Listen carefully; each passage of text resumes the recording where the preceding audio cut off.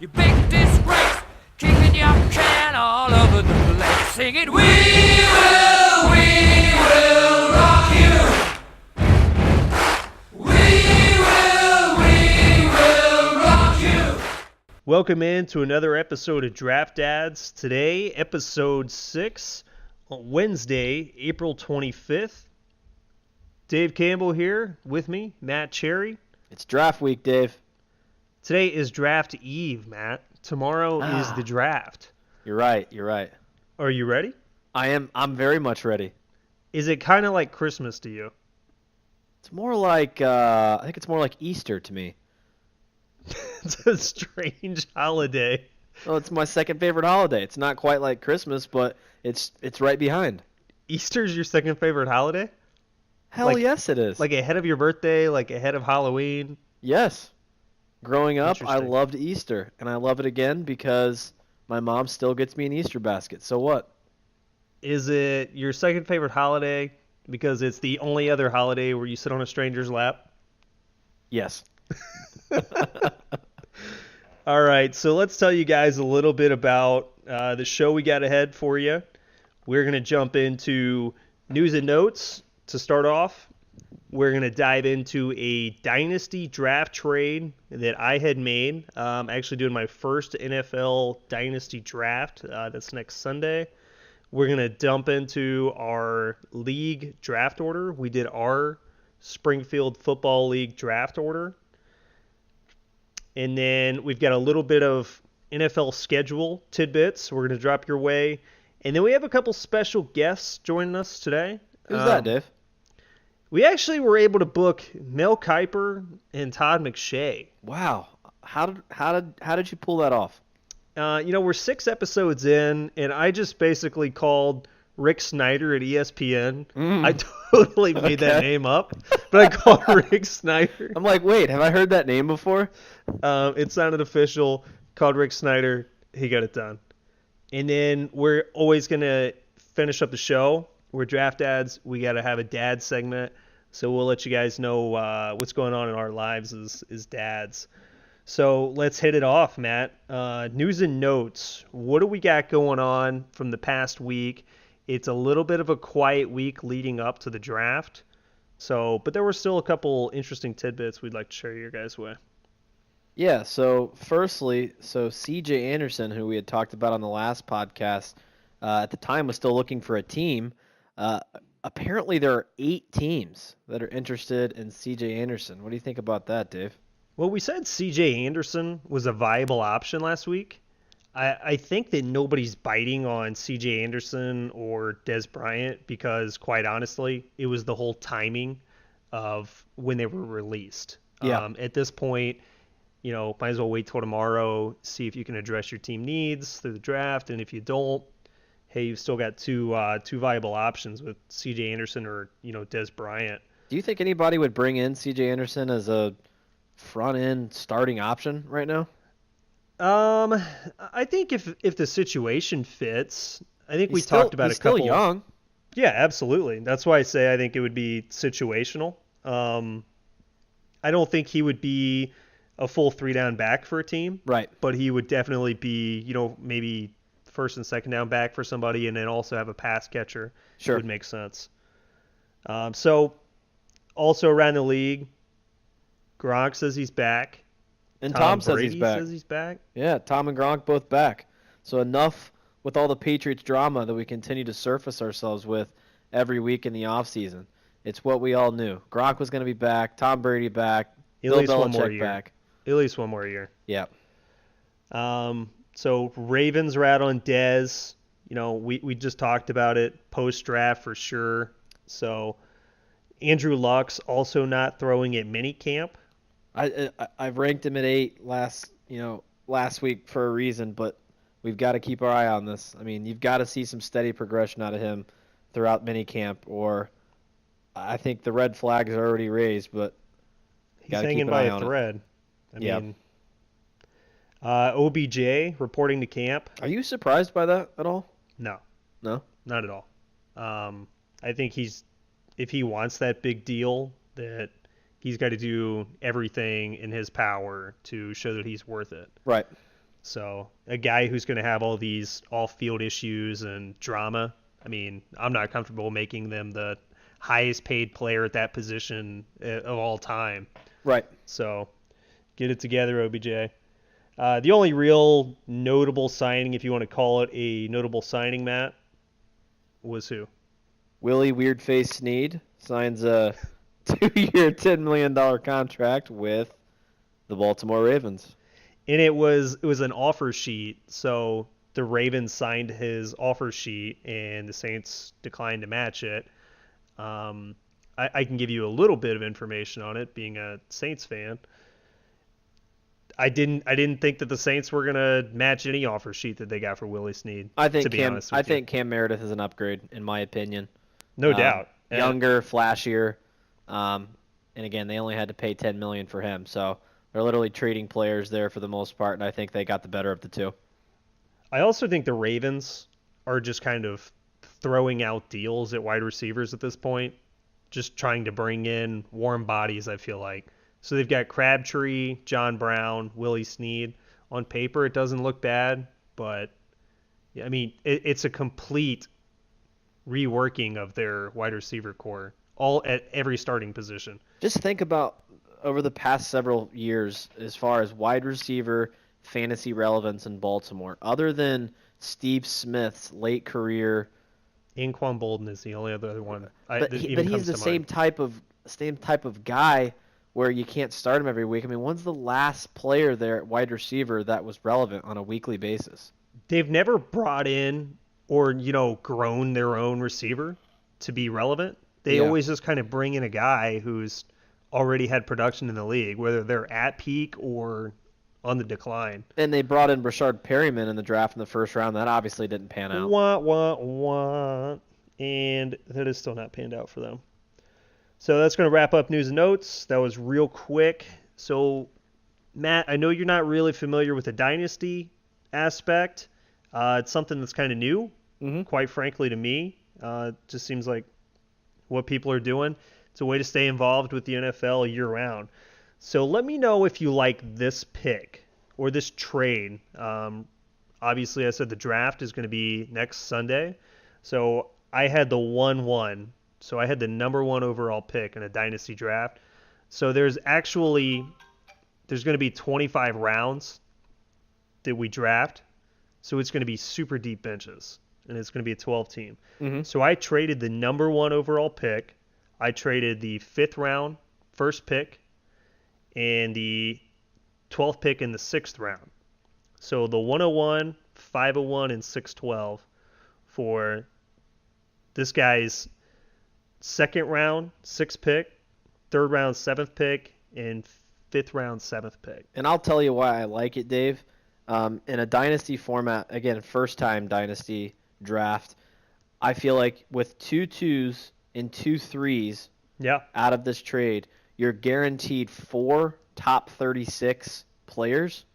Right. And I like that as a first-time dynasty draft moving into the future. I mean, you can really build yourself a great base and a great team, whether it's a couple running backs, a couple wide receivers, or if you're just running with best player available. You can build a great core with 4 guys in the top 36. So we'll figure it out if it pans out for me. We'll find out next Sunday. So next week, I'll give you guys kind of a rundown on what happened, how that worked out, see if it worked out in our favor or if and it was a waste. Maybe Dave will entice me to get into a dynasty league. He's been trying this year, and I think he's probably going to push me over the edge. So maybe I'll creep into one myself. So next thing we got on the list, we did our Springfield Draft League order. And I'm probably literally the first commissioner that does this. That just shows you my obsession with fantasy football. When I send out a message to my league owners in April and I say, hey guys, I'm going to have the draft order for you tonight. You get 6 months away. I give you all summer to think about who you want at that certain pick or whatever. But so I just did a simple online generator this year. I've done this so many different ways over the year. This year I just wanted to just get it out there, get it done. So Dave is going to be picking at number 6. Again, 12-team league. Dave's going to be picking at number 6 this year. And I'm going to be picking at number 8. which it could sound like a boring pick, but if you've done any mock drafts so far this year, if you see at pick 8 in a 12 team the two great players that you can stack with that 8th overall pick and then your second rounder, I feel really excited about where I sit. Yeah, I don't like 6 at all, but we'll I know ride you with hate it. the middle, Dave. You always have. I just hope that somebody reaches on somebody and I build another dominating team and I go 12-1 again this year. I think I know who you want at 6, but I'm not gonna spoil that. But all those conversations will come closer to draft day. So, also announced last week, NFL schedules were released. Matt, I know you got some tidbits on the NFL schedules. What you got? Yeah, so a couple key things. So the first thing for fantasy, we deal with this every year. It's bye weeks. So if you take a look at the bye weeks, one good thing they got right this year is they made week 11 the last bye week. I know there had been some years where bye weeks creeped into week 12 and even week 13, which, as we all know, is the core part of making it into the fantasy playoffs. So I'm glad that week 11 is the last bye week for teams, which is a good thing I saw. I also went through the schedule, excuse me, and I picked out some. You're excused. I feel like, what'd you say? Said you're excused. So I went through and I said, all right, here are some 3-game stretches that I don't like from a fantasy perspective, because I feel like in fantasy you always want to get off to a hot start. So here are some team schedules that I did not like right out of the gate with their 3-game stretches. First of all was Buffalo. In week 1, they go to Baltimore. They come home to the LA Chargers, who I think are going to have a revamped and even better defense this year. And then in week 3, they go to Minnesota. So at Baltimore, at home against the Chargers, and then at Minnesota. So I think that's pretty rough. Next, the Tampa Bay Buccaneers. They start off going on the road to New Orleans, and then they are home week 2 and week 3, but against Philadelphia and Pittsburgh. So New Orleans, Philadelphia, Pittsburgh. That is not a 3-team stretch that I want to see coming out of the gate. And then the last one was Atlanta. Right out of the gate on opening night, they're going to Philadelphia, former Super Bowl champ. And right after that, 2 tough division games against Carolina and New Orleans. So those were 3 teams that I saw that popped out at me that said, I don't want to be those teams coming out the gate. And I think that these are all tough defenses, and we're going to have to keep an eye on fantasy relevance and offensive production out of those offenses coming out of the gate. Now, on the other side of that, I also identified a couple, I think, super favorable matchups through the first 3 weeks for a couple of teams. Number 1, New Orleans. I love this schedule. So coming out of the gate, they are at home against Tampa Bay, at home against the Cleveland Browns, and then they go on the road to Atlanta, which I don't think scares me at all. And then Minnesota, they start off the season at home against San Francisco, and then they go on the road to Green Bay, and then come back home against Buffalo. So those are 2 favorable schedules that I thought. Matt, I looked up Vegas odds for next year to win the Super Bowl. Okay. So the Patriots 5-1, obviously lead the way every year. Of course. Steelers 8-1, Eagles 8-1. Okay. And then you got the Rams 10-1. The Rams are 10-1 to win the Super Bowl. Wow. How about that? A lot of love for the Rams. Packers 12-1, and then you got Vikings 12-1. Where are the Saints at? The Saints are all the way down at 18-1. I would love those odds. You better put the money on tonight. So they've got the Saints with the same as the Texans, the same odds to win the Super Bowl. I mean, that's crazy.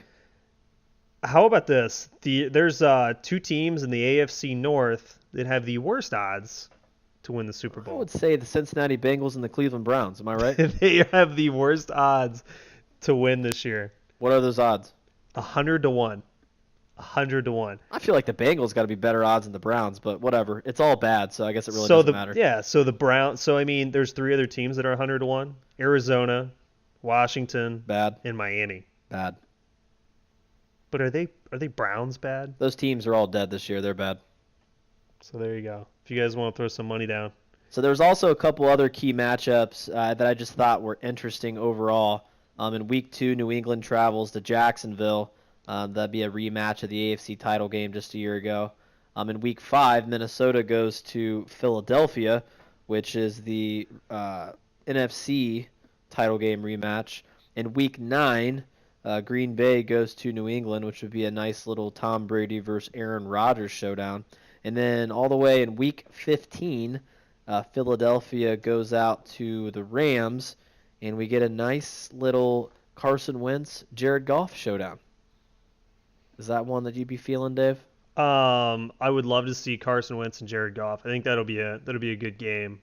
But both those defenses are actually really revamped this year. They're both going to be elite defenses, I think, this year. As good as Philadelphia was last year, now they were not good in the Super Bowl, but they still got it done. I mean, they've made that defense better this year too. So yeah, I mean, I think both teams they look really good on paper. The Rams upgrades are obvious, so you just got to see it all play out on the field. So that's going to wrap up, some of the schedule tidbits we got for you guys. So looks like coming up next, we're just waiting to get Mel Kiper and Todd McShay on the line. Bring them on in. Let's see if we can get a hold of these guys.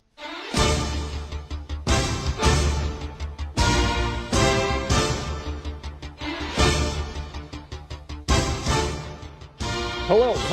We're where? Where? Draft ads? Oh, we're live. Welcome into the 2018 NFL Draft Preview. I'm Mel Kiper, and with me is a stupid idiot, Todd McShay. Todd, to see you're wearing another suit. How many suits do you actually own?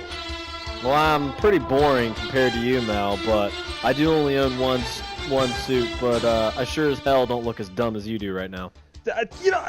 Come on, Todd. I just don't get any respect anymore. I've been doing this show for 47 years. I don't even know where I am anymore, to be honest with you. But, we're here to talk about my big board and talk about these rookies that we've been following around. And, I think John Harbaugh had it right. Maybe we need to start sleeping over at these kids' houses to kind of get a preview of what's going on their head on the inside.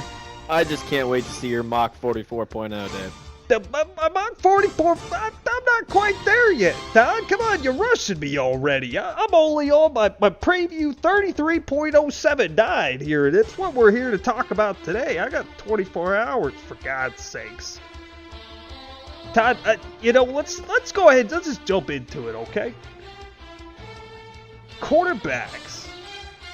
Let's lead it off with the guy who I think is going to be the next prolific player. He's got the strong arm. He's got all the measurables, the height that you're looking for. Sam Darnold. Todd, he's a USC Trojan. The guy he's run a 4.85. He's got a little bit of speed. And I know he did have a great year last year, but I think he's going to put it all together this year, and he's going to be just an outstanding player in the NFL. Todd, do you have any thoughts on Sam Darnold, or feel somebody should be drafted over Sam Darnold? For me, with Sam Darnold, it's all about the size of the calf muscle.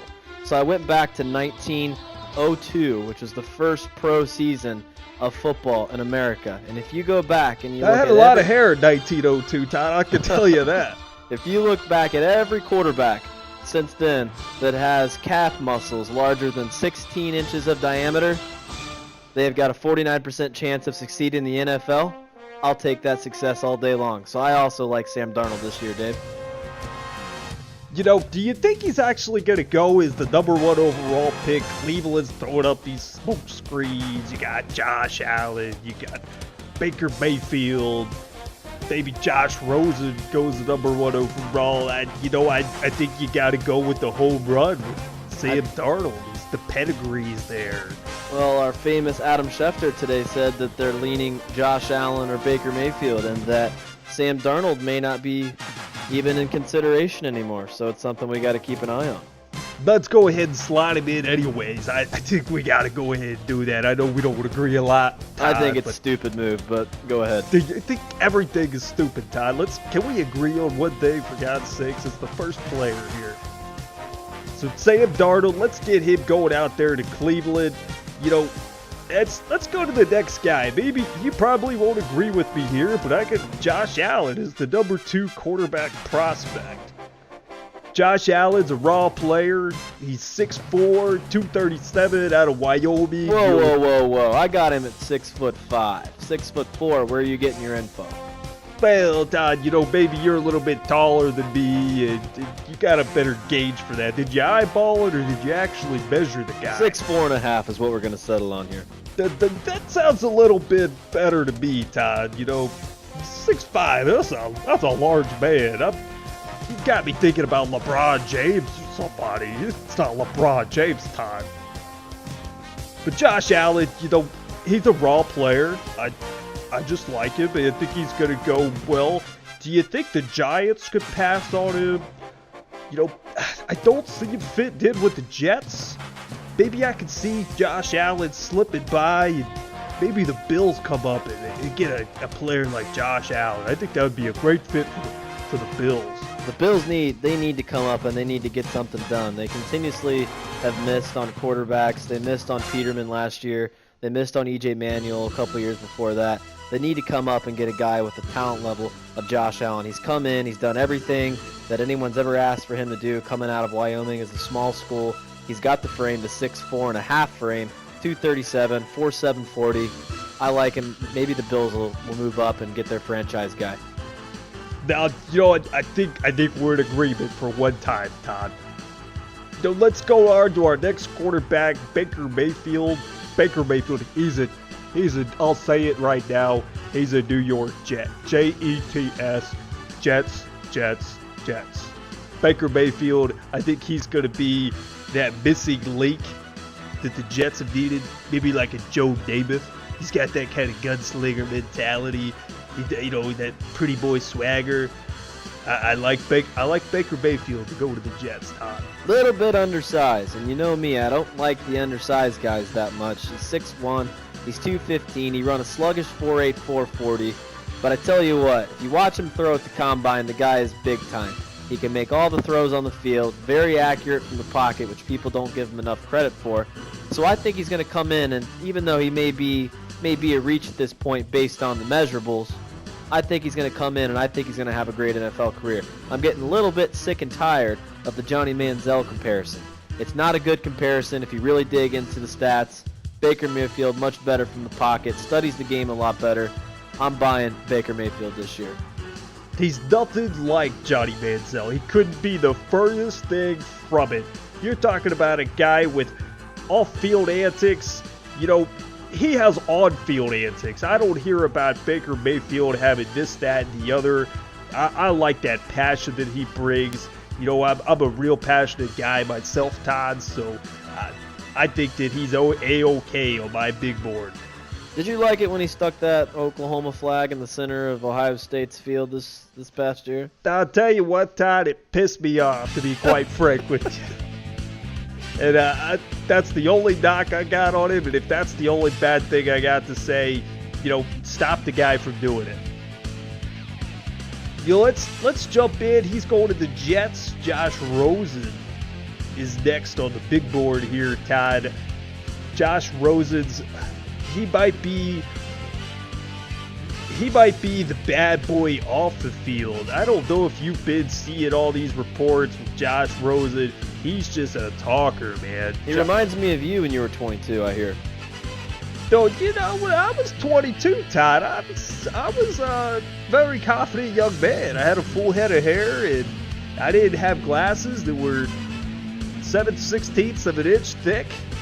So I could see, I could get around a little bit, but... Did you have the same glasses when you were 22? These glasses are prescription, Todd. I don't go around making fun of you for having just a chiseled chin. Is that plastic surgery you have to have? I don't think anyone looks that handsome naturally. It's genetics. And speaking of genetics, I think Josh Rosen's got the genetic makeup. UCLA Bruin. He was the number 2 quarterback recruit out of high school. So he's always kind of had this knock on him where he's not been the top guy. Where he's comfortable being the second guy, the third guy, but he's got all the measurables, Todd. Are you concerned about the concussions? The concussions, they do scare me a little bit, and that's why we've got him down here at the fourth position. He's not up on the higher on the big board. So, concussions and the medical history is always a factor, absolutely, in the NFL. So, I could see a nice landing spot for him. Josh Rosen, he might slip back to Arizona. I could see the Arizona Cardinals. He would be a nice fit there. Todd, do you have any input? Maybe you could see him going further. I mean, the Arizona Cardinals aren't picking until the 12th pick. I think Josh Rosen is the most interesting of all of these top quarterbacks in this class. He's obviously the most polished. He's got the measurables, 6'4", 226, prototypical NFL pocket passer coming from the West Coast system out there where they run a pro offense, pro style. So it's going to be interesting to watch where he goes. I do think he does slide a little bit, and then a team moves up to get him. A little bit like we've seen from Patrick Mahomes last year, or even Deshaun Watson. Someone sliding up, not at the top of the draft, but somewhere in that maybe that 8 to 12 range. So we'll have to keep an eye on it. But he's a smart guy. Hopefully, he's just not a smart ass. Okay, Todd. Okay, I understand where you're getting at with that. Let's jump into our last guy here, and maybe he's the rawest player, maybe he's got the most to prove, but it's going to be Lamar Jackson. So I'll tell you that this week, an NFL offensive coordinator slammed Lamar Jackson. He said that he will not be able to play quarterback in this league. Mark my words. When he throws, he hopes. That doesn't sound like somebody who is very confident in the skill set of Lamar Jackson, or at least in the NFL throwing arm. He kind of reminds me, he's easily the most athletic quarterback in this draft, maybe in the last 10 years. I see a lot of comparisons with Michael Vick. He can stretch the field. I think he does step up in the pocket well. He does have some good pocket awareness. He's able to roll out on the bootleg. I think he's going to be a good RPO type of quarterback for somebody, or that dual threat. Somebody you can't just run a cover 2 defense against. You're going to have a spy on a guy like Lamar Jackson. I'm not sure if he's going to stick around in the first round, but, I think he could easily be taken by a team that wants to work on a project. Certainly not somebody you want to start the first year. It's the New England Patriots. What, the New England Patriots, Todd? That doesn't sound like a player that... They're open to restructuring their offense just to fit his skill set. Maybe so. I guess Bill Belichick could get anybody. But, Lamar Jackson still hadn't even hired an NFL agent. I don't understand the move with that. His mother is kind of making all the decisions. He didn't have a pro day. I think he's really kind of hurt his stock. I don't think he's had the guidance he's needed, but yeah. I think putting the right system with the right coach at the right time, I think that speed and electric ability, just like a Deshaun Watson. Now, it's not comparing him to Deshaun Watson. Deshaun Watson, much more polished passer in college, which obviously translated well into the NFL last year. But given the right situation with the right coach, I think Lamar Jackson may be a hidden gem, and he's got electric written all over him. He's a home run hitter. So do you think he's going in the first round, Todd? I do. I think he could as well. I think there's a lot of teams that are interested in. I've actually heard Cincinnati Bengals may be interested in a player like Lamar Jackson, the skill set that he brings, but we'll find out. But you guys will have to check out my mock draft 44.70 to find that one out, won't you? That's going to wrap up our quarterbacks here. Todd, let's jump into probably the most interesting list here is the rookie running backs. The number 1 player overall, Saquon Barkley, out of Penn State, the Nittany Lions, Todd. The guy runs a 4.40. He's 233 pounds. That's pretty fast for a guy who's 233 pounds. I think he's a once-in-a-lifetime talent. He's a better prospect than Zeke coming out of college here. He averaged 5.9 yards per carry. He had over 50 receptions. He's the most complete back NFL ready to go. How about 29 reps on the bench press? He's an absolute animal. He's a mauler.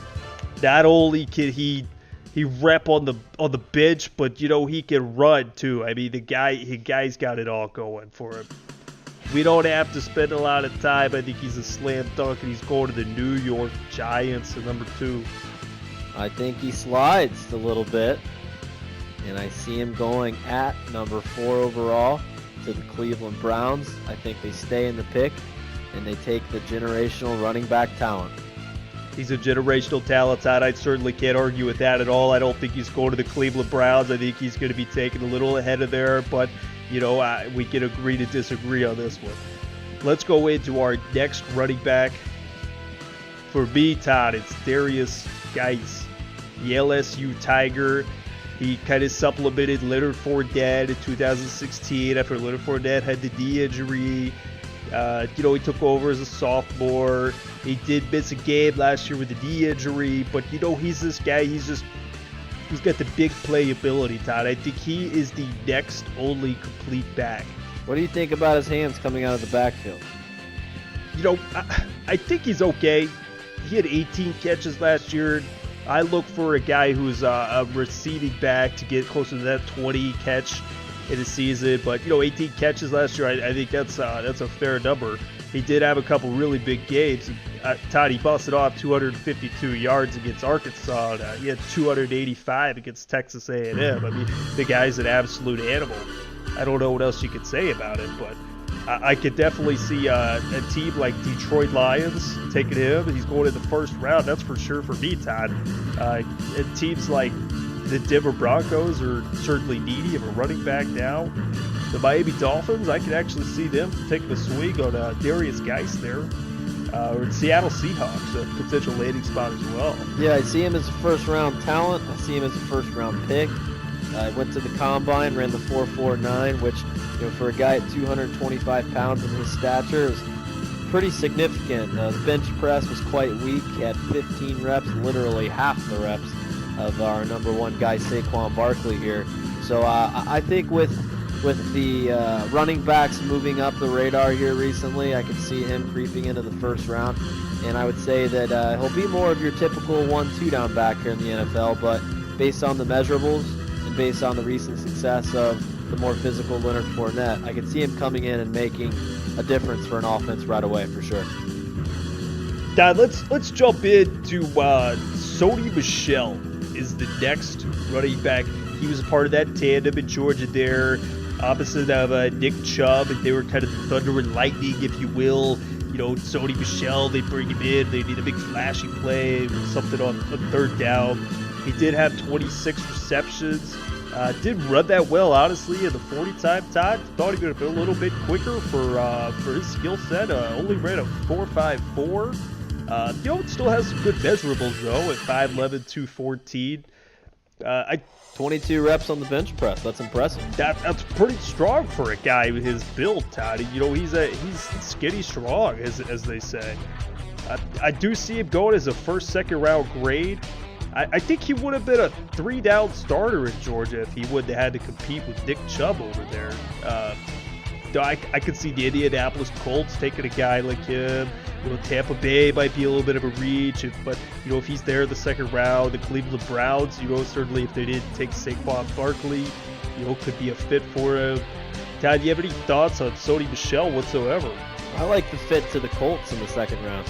I don't think they're going to take one in the first round, so I see this as a good pick for the Colts at the beginning of round 2. Again, the measurables are there. I think he underperformed in the 40 at the Combine, but that doesn't tell you everything. If you watch the games, you can tell that he's electric out there. So slot him in with the Colts in the second round, and I think it's tremendous value for those guys. Todd, I totally agree. I do see him potentially getting into that first round, but he'll be taken by the top 5 in the second round. Absolutely, Todd. What do you think about his cohort, Nick Chubb? Nick Chubb, he's the next guy. I got on my big board here, Todd. I think you're in my head a little bit. I'm always in your head. Todd, I hear your voice in my dreams. I'm telling you, they're nightmares to me. You see this suit in your dreams too. Yeah, the suit's a little flashy for me, Todd. I like to go with a little bit of a plain gray. Maybe throw it off with a paisley tie. Nothing too flashy. Todd, I don't like to be a standout like you do. I like to let my strengths speak for themselves, Todd. But let's get into Big Chubb. Talking about some strengths. He's that low center of gravity guy. Pads low. He ran actually better 40 times. So did Michelle. Ran a 4.52. A little bit of a bigger back. 220 pounds. He does have that one-cut ability. The guy that you look for to just run the ball straight up the hole. He did make a couple catches last year, so I don't know if he's going to be just a first, second down type of back. I'm thinking comparisons of Jonathan Stewart. I've heard a little bit of Marshawn Lynch, the way he runs with that aggressive style. His vision down the field is just okay. He does show a little bit of hesitance coming off the block. But I could see Nick Chubb landing in a team like, Carolina Panthers would be a nice fit. The second round there with Christian McCaffrey. I think he could be a nice 1-2 punch, Todd. What do you think? What do you think about his hands coming out of the backfield here? I feel like it's a little bit tricky because, Sony came in and took a little bit of that thunder before Sony was there. That was the Nick Chubb show. And we did suffer the pretty severe injury there, but he's come back well. But, he goes from, owning a prestigious backfield to splitting it up with the guy who's younger than him. So I think I doubt his hands out of the backfield. I doubt him as a 3-down runner in the NFL. However, the measurables, like you said, are good. 5'11", 227, good center of gravity. 4'5", 240 is very impressive. And again, the only other guy at the combine that was able to compete with Saquon Barkley in the bench press, throwing up 29 reps. That's pretty impressive, Todd. I mean, like I said, he's that big back. He's the meat and the potatoes in that backfield. Sony Michel was more like the salad, you could say. Sometimes salad's better. Todd, you're kind of a salad guy with that tight-fitting suit over there, and just save the meat and potatoes for me. That's okay. What Todd, you got to do to stay in the skinny suits. Yep, that's fine with me, Todd. My ship has sailed, and I'm ready for greener pastures here, and I'm honestly just worried about my mock draft 44.0 right now that you keep reminding me of. Let's jump into our last running back prospect, and we're going to touch on today Ronald Jones. Ronald Jones, get a lot of comparisons. I'm hearing Alvin Kamara. I'm hearing a little bit of Jamal Charles. A quick back out of the backfield. I don't know if he lacks. He does have the size. I don't know if he has the speed. He ran the 4.65 in the 40 time at the combine. That's going to be a big knock on him for these comparisons, Todd. I do think he's a guy who takes what's given to him. I don't think he actually creates anything for himself. He's not a guy who can run it up the middle, make a guy miss. He needs that hole. And when he's in open field, he can just spread it wide open. And that's kind of what you look for. He's the home run type of running back. Yeah, I don't think that the 4.65 40 time tells the whole story. If you watch USC games this year, the guy was electric, evading tacklers, bouncing around the field, catching the ball. He's an electric athlete. Again, the 4.65 is a little bit to his detriment, and his draft stock will obviously dip because of that outing. But I can still see Ronald Jones coming in as a rookie and making an impact as a rookie and helping a team in a stretch run getting to where they need to go. I think any team is in need of one of these electric players like Ronald Jones. So I still give him a second-round grade this year, and I think somebody in that mid to late second round is going to be very happy to get a Ronald Jones there. I think you're spot on with that analysis, Todd. And I hope nobody's recording this to hear me say that, but we're going to quickly move on here to the wide receivers. Number one on my big board here is Calvin Ridley. He's an older wide receiver for only being 3 years out of high school. It was a 5-star recruit. The guy is 23 years old. But you kind of have to compare him to a little bit to other players that were his age, he's 18, 19 years old playing against 16, 17-year-old quarterbacks there in high school, but he is a true junior coming out, known for having a developed route tree, completely polished receiver. He's got a lot to live up to as a Bama wide receiver, Amari Cooper, Julio Jones. He does have some weaknesses, though, Todd. He's weak against the press. He had 20 drops over 3 seasons. But, he did have a 4.43 40, which is a great time. It's a great time, Todd. He's 6 foot tall, 189 pounds. So, I don't think he's going to be that X receiver you need. Maybe not a number 1, but, he'd be a great number 2 for a team. I'm looking at teams like the Dallas Cowboys, the Baltimore Ravens, even the Indianapolis Colts, even though he's kind of a similar build a little bit to, who's the guy you loved so much out there in Indianapolis Colts? Who's that draft dad guy I love, that Matt? T.Y. Hilton?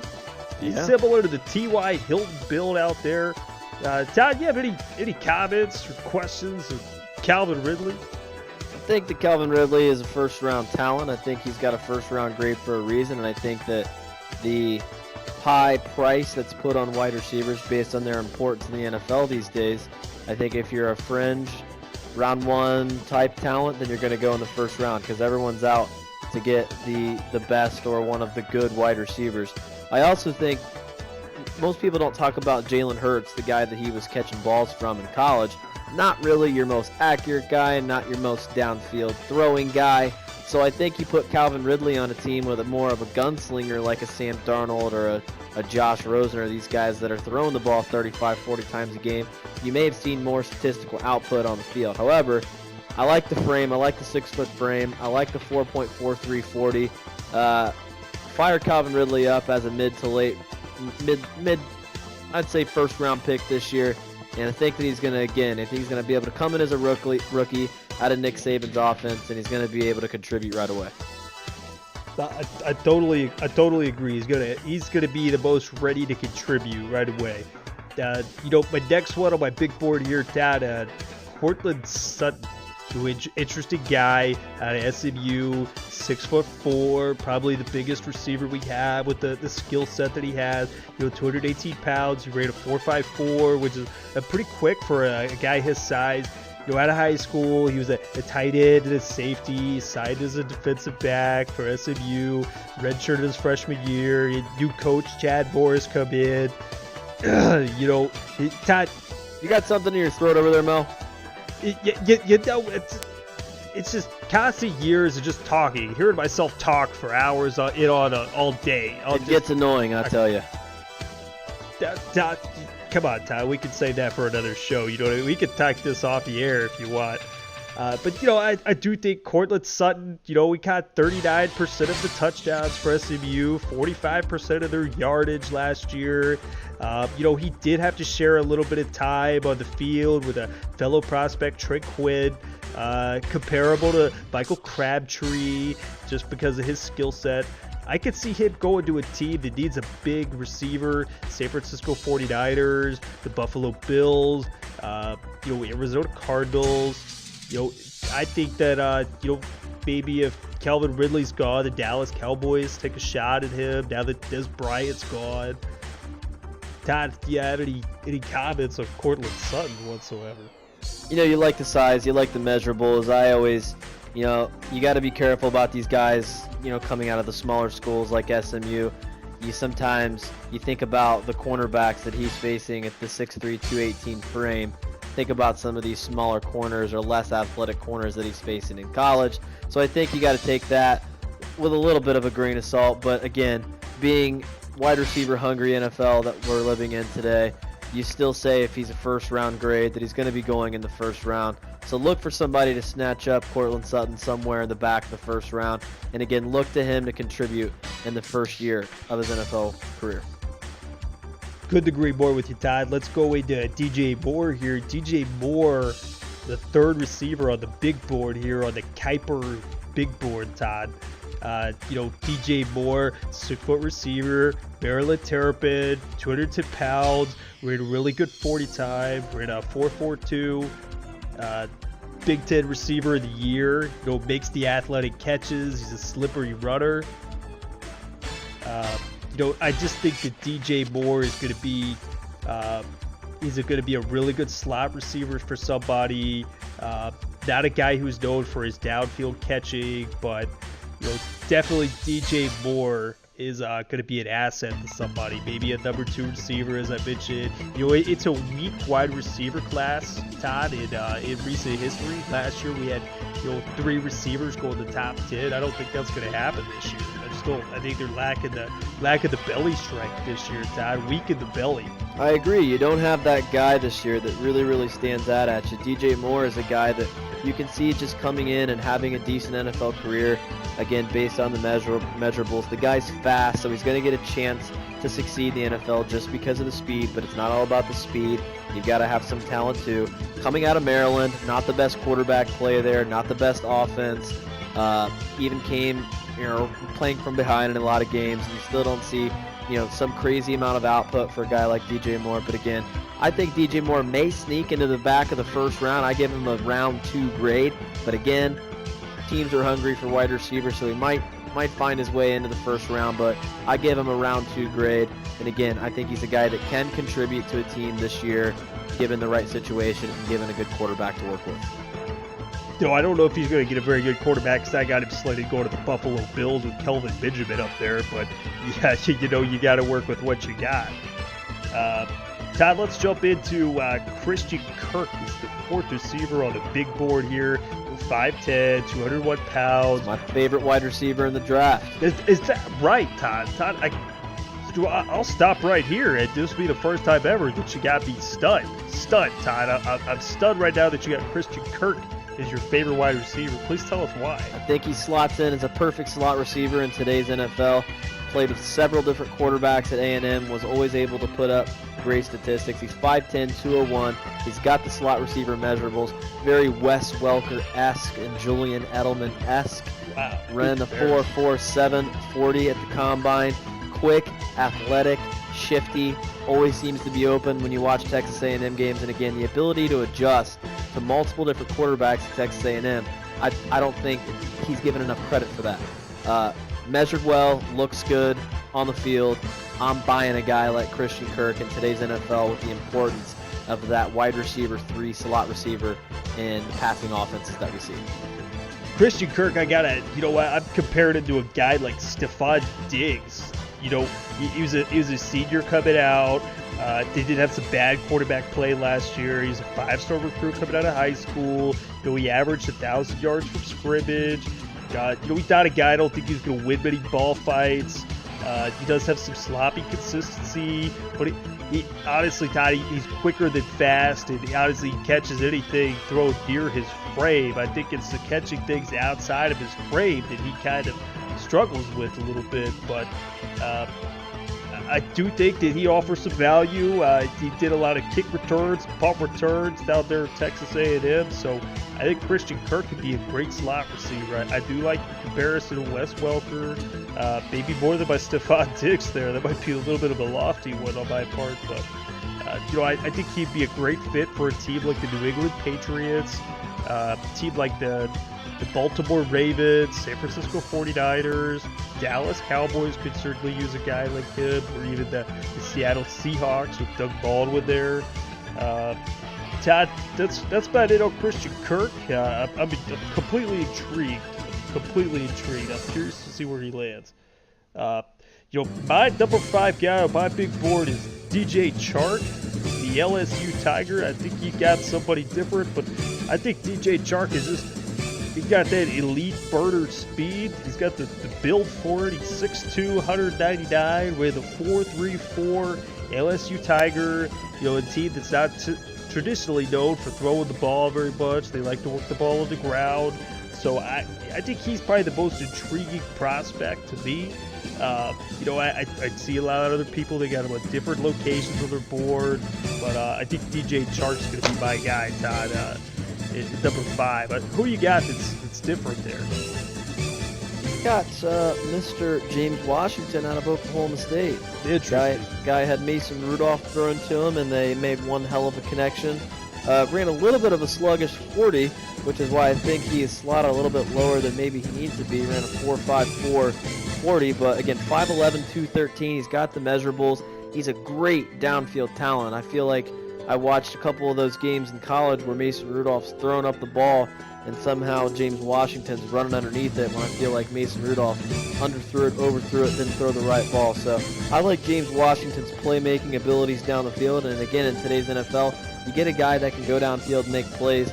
I think he's going to creep into the second round. Maybe he's got a round 2, round 3 grade. But again, I see a team maybe in the middle or the late second round going up to get a guy like James Washington. Maybe a team that's really out looking for some playmaking ability. Wow, it sounds like a guy who maybe you've stayed the night over at his parents' house at high school. Todd, I could hear the love in your voice for the guy. Good one. So that's gonna wrap it up here with the draft ads. I hope you guys got something out of it. I don't know who they had to pay over at ESPN to get us on here, but we got it done for them. So with that being said, be on the lookout for that mock draft 44.0 coming out. I got a couple hours before I'm gonna get that one in. So take care. We'll see you guys next year, perhaps. All right, back here, Dave Campbell, Matt Cherry. Hope you guys enjoyed that from Mel Kiper and Todd McShay. I think that was some pretty interesting analysis from those guys. Matt, what'd you think about that? Do you think that was a segment? Or you think we should just completely cut that out of the show? We should probably cut it out of the show, but I feel like Matt Cherry and Todd McShay, it's pretty much the same voice. Sounds a lot alike, so I don't know if you guys can still tell if he's actually here or not here, but Interesting. It's a lot of fun though, Dave. I got to give it to you. Like lots of good mannerisms there. I'm sitting here watching you across the room, and I definitely chuckled several times off the mic here because I got to give it to you. It's pretty damn good. Yeah, Robitus and David, full effect there, trying to help out and get some listens in, some quality entertainment. So Matt, we're getting toward the end of the show here. We got to talk about some dad stuff. We're the draft dads. I've got something. Maybe it's not too big to most of you guys out there, but my wife kind of surprised me yesterday. Her sister shows up to the house, not going where you guys think it's going, but we kind of had a date night. We had a date night, and so her sister came and watched the baby. So we go out and we do a little bit of sushi. Haven't had sushi in a while, so it used to be kind of one of our routine things, and obviously with the baby you can't do that. So we go out, do a little sushi at one of our local spots, and the whole time, Matt, she is just worried about this baby. Yeah. Like she's on her phone, she's texting her sister. We've got one of the nanny cams up in the bedroom. And hopefully her sister's listening to this because Katie did not tell her sister that she was totally spying on her the whole time. But in our house, you can hear the baby crying through this nanny cam even though it's upstairs. So she's watching on this nanny cam, eating sushi, watching the nanny cam. And all you wanted was some time away, right? You just wanted some nice time away with Katie, That's it, man. That's just how it goes though, and that never stops, I feel like. Yeah, I mean, I totally get it. They're together 24/7, so I mean, she doesn't know anything else. Yeah. But as a dad, I go to work every day. I put out podcasts and do other things. You should have slipped a little something in her champagne. Give it even her out a little bit. She's not ready for the second baby yet, so if I would have slipped a little something in there, we might have been having another discussion in a couple weeks. So, but yeah, I just thought it was something that was interesting, something different, a little dynamic in our life. So hopefully we can partake in a few more date nights down the road. It was kind of nice. So not eating dinner and kind of eating over the baby's head, and you're eating it's seriously prison eating sometimes. You eat so fast, unless the baby's just pass out asleep and you can set her down. Well, and it's even different. I mean, this evening I went out and had some Mexican for dinner, and we brought our little one with us, and she's old enough now to where, again, she's 11 months, so she'll sit there in the booster seat, and, the big thing is you got to entertain her the whole time. So, Dave says you're trying to eat as quickly as possible. Even at 11 months, you're still trying to eat as quickly as possible, and And I had a family member of mine tell me once you have children, eating and having a meal to yourself will never be the same because it's never all yours ever again. That plate of food comes out, you're giving some to the little one, you're breaking off pieces of this and pieces of that. You look down, 75% of it's on the ground. She didn't even eat it.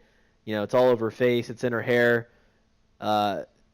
People next to her are looking because she's crying, and now she's laughing and she's cute all at the same time. So, again, typical dad stuff. But being out in public with that little one is taxing and exhausting. So I feel you, Dave. You get out, you have dinner, you want to escape from it, and you weren't able to. So, Dude, maybe next time. I dread the day for the time when we have to take her out like into a public restaurant with us and eat. Because honestly, so we were there last night at eating sushi. I mean, it's a nice sushi restaurant, and the first thing we hear when we walk in, we're putting our name in, and you just hear this baby screaming in the back, and we're just like, oh man. Now like, you're that couple. You guys used to walk in and hate that couple with the screaming baby. I don't know if we can do it, and man. now you're that couple. I don't know if we can do it. I think like right then I would take the baby out, and then we would just take the rest to go. I would just say box. I don't know if I believe you. I've been that guy too. I've been the guy sitting there trying to enjoy, and Annabelle's just not having it. She's screaming and yelling, but that's what babies do. They'll get over it. Yeah, I hope so, man. I hope so. So until that time. So yeah, that's gonna kind of wrap up what we had for you guys for today. Hopefully you guys enjoyed the show. Please hit the subscribe button. Give us a follow. We're on Facebook at facebook.com/draftdads. On Twitter at DraftDadDave. Matt got us on Instagram. Draft Dads. Draft Dads. Got us to 85 followers in just a week. Let's keep it going. Woo woo. Let's try to hit like 1,000 this week. Let's do it. Yeah, we need your help, though. We need your help. That's it. We need you guys to check us out. So yeah, that's gonna wrap it up. Next week, catch us. We're gonna do the draft of the dynasty. We're gonna fill you guys in on what happened with that dynasty draft that's coming up this Sunday. It is a slow draft, so it's gonna be an ongoing thing. And then we're also gonna probably give you guys a preview, some of our favorite spots on where these rookies land tomorrow night. Are Mel and Todd going to be there for that one? Probably not. I don't think we can get Mel and Todd 2 weeks in a row. You just have to call Rob Schneider again. We'll see we'll probably have to blackmail Rob Schneider somehow to get that to work out. But hey, man, you never know. We'll just keep them in our back pocket. So it's going to wrap it up, guys. Thanks for listening. Hit the subscribe button like we said. Leave us a review. We appreciate it. We'll catch you next week. We'll see you guys. Happy Draft Eve.